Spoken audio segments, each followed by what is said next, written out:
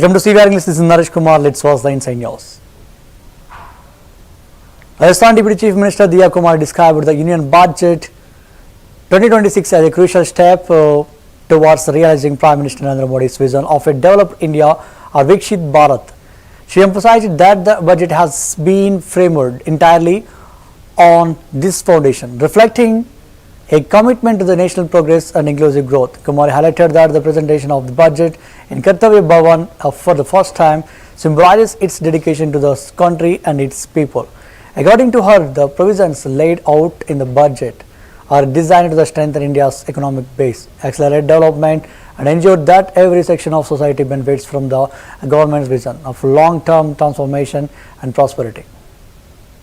बिल्कुल मैं माननीय प्रधानमंत्री जी और माननीय वित्त मंत्री जी का बहुत बहुत आभार व्यक्त करती हूँ कि इस तरह का जिस तरह उन्होंने विकसित भारत बनाने की ओर बढ़ने के लिए, विकसित भारत बनाने के लिए जो हमको आज से फाउंडेशन रखनी है विकसित भारत की और जो गति देनी है हमारी जो आर्थिक व्यवस्था है, पूरा उस पे आधारित बजट पेश किया है, देश को समर्पित किया है।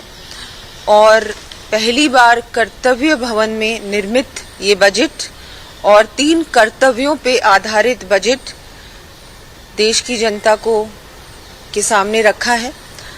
हम सबको पूरा भरोसा है कि निश्चित रूप से ये जो बजट है ये बहुत ही महत्वपूर्ण साबित होगा। इंफ्रास्ट्रक्चर, एमएसएमईज, महिला, किसान, युवा, गरीब पर हर क्षेत्र के लिए कुछ ना कुछ इस बजट में है। और हमने देखा हमारे देश को जिस तरह से हमारी जो आर्थिक व्यवस्था है वो पहले से बहुत ज्यादा मजबूत हो चुकी है।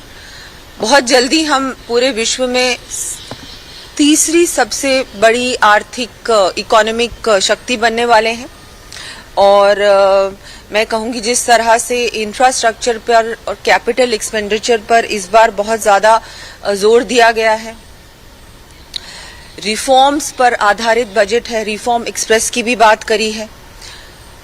युवाओं को कैसे रोजगार और दिया जाए, एमएसएमई जो क्षेत्र है उसको भी ज्यादा इस बार आत्मनिर्भर बनाने की ओर बहुत कुछ इस बजट में दिया गया है।